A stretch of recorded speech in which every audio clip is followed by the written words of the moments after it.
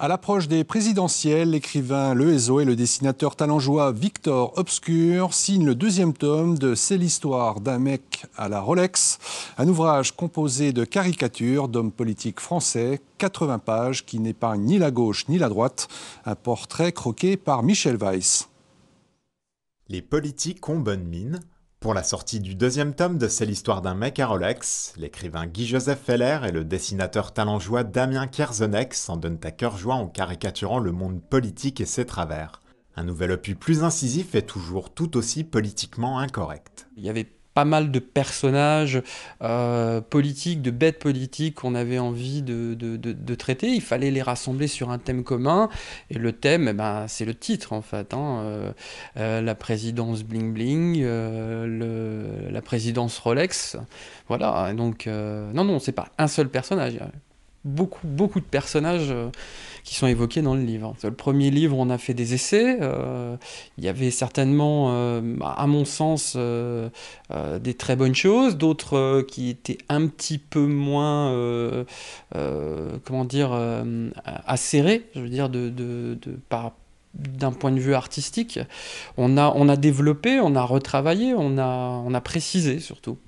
Avec une sortie fixée au 1er avril, le travail ne manque pas.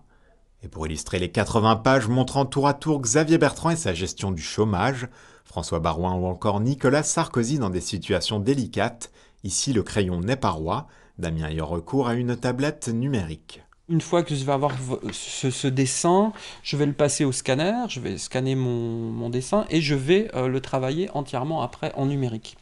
C'est-à-dire qu'à ça, si vous voulez, je vais commencer à mettre de la couleur et mettre en scène mon dessin. Donc là, on a le dessin une fois scanné, si vous voulez. Donc c'est uniquement quelques traits. Je vais commencer à peindre le personnage, lui donner un ton de couleur, et après, je vais carrément peindre un décor, si vous voulez, complètement, à partir du logiciel. Et on aura quelque chose de plus abouti comme ça.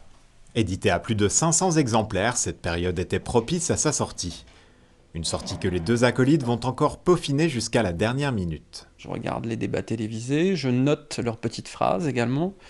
J'en ai retenu une d'ailleurs il y a 2 jours qui était assez intéressante de François Bayrou parlant de Boutin et de Morin, disant 0 plus 0 égale la tête à Toto. Ça m'inspire pas mal ça. C'est maintenant que les choses se jouent, c'est maintenant que les hommes politiques et les femmes politiques vont lâcher le meilleur, on va dire, et le pire aussi.